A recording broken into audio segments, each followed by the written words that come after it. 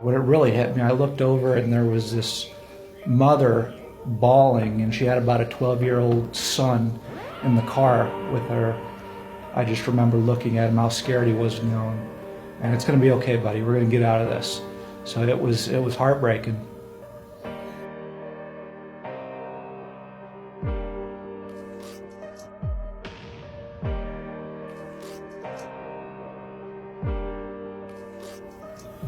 Calls just kept coming in, back to back. And then we got a call from Butte County that says just evacuate Paradise. I worked in Golden Gate during the Sonoma fires. I've never gotten a call to evacuate a whole city at the same time. We had a dispatcher who didn't know if her husband had made it out, but was dispatching a radio. And she worked for like 16 hours that day. She did. She not worked for, knowing. Yeah, but it was part of the whole chaos. I remember the sergeant coming in and saying, everybody get your uniforms on, we gotta go, Paradise is getting evacuated. The smoke was so thick, it was like midnight. I mean, there was no sun coming through at all. When we initially got into the town of Paradise there, we started noticing spot fires that weren't reported. And then once we got to the top there was traffic everywhere. We were trying to get traffic out of there. It was stopped. We knew if we didn't get the traffic flowing, it was going to be bad, really bad. We were at the point we were sending cars down bike trails, anything to get that traffic flowing. I've never seen a fire like that. I've never seen so much actual flames around people fleeing. It was all the way up to the roadway, and at some points it was on the road. I've never seen devastation like that. As we came up to the intersection of Pearson and Clark, we started utilizing the PA, rolling our windows down, telling people, hey, turn around, get out of Paradise. We can't get them up at that point to Magalia. We can't get them down Skyway. So we were really just kind of sitting ducks there. So I was directing traffic, watching the flames get closer and closer. I could see my house. I was probably about 400 yards from my house. I could see it. Between where I was and my house, there's a ravine. I was kind of making in my mind, okay, when the fire gets to here, it's going to be time to go. Well, that entire ravine lit on fire at one time, about 40 yards wide, as long as I could see, just lit up, and watched my house catch on fire. There was walls and walls of flames every direction. I mean, up to 20, 30 feet. You could feel the heat.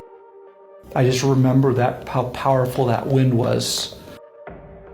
I saw the flames were coming. It was coming. It was going to take us over. And so we were on our P saying, hey, once this overtakes us, come running back up towards us. We're all going to shelter in place up here.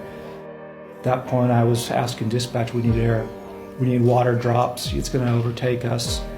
And when some officers were asking for airdrops, and I've spoken with him, and he said that he heard the request, he put it through to CAL FIRE, and then he put it back out, but he could no longer copy Officer Ortiz.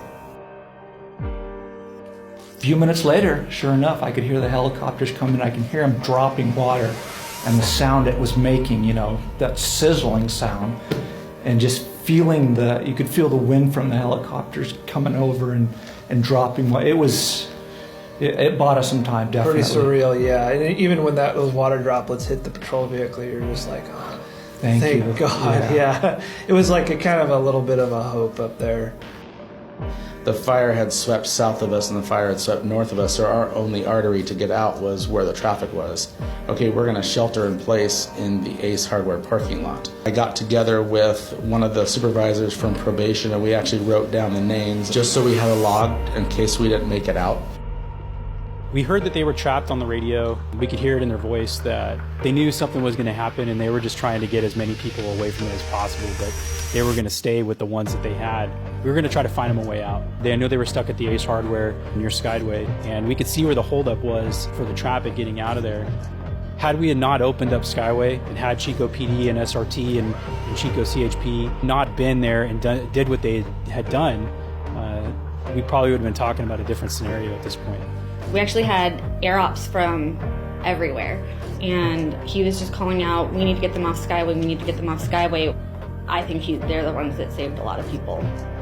And at that point, like you said, I mean, we were discussing them. We got to get these people out of here. I remember seeing a CAL FIRE truck come down through Skyway, and I stopped them and I say, is that makeable? Can we drive through there? He's like, it's kind of sketchy. I mean, it's kind of treacherous, but you can try. So Joel and I, we're talking, we got to get these people out of here. So we drove it. Like you said, there was fire everywhere and boulders. We were doing round robins because we had to, because they would freeze. We came up, multiple people that were just stopped and froze because the fire was surrounding them. We'd get on the PA and calmly tell them, keep going, keep going. But we were able to get, I think we probably got at least 200 cars through there. I think you realize what you have to do, what the moment kind of brings you, and you just have to take control and you have to do what you need to do. The thing that sticks with me is just seeing those people there, seeing our guys and listening to our guys on the ground that were stuck, that were never, I don't know what was going through their head at their time, but to me it sounded like that they had accepted the fact that they might die and they might have to make that ultimate sacrifice.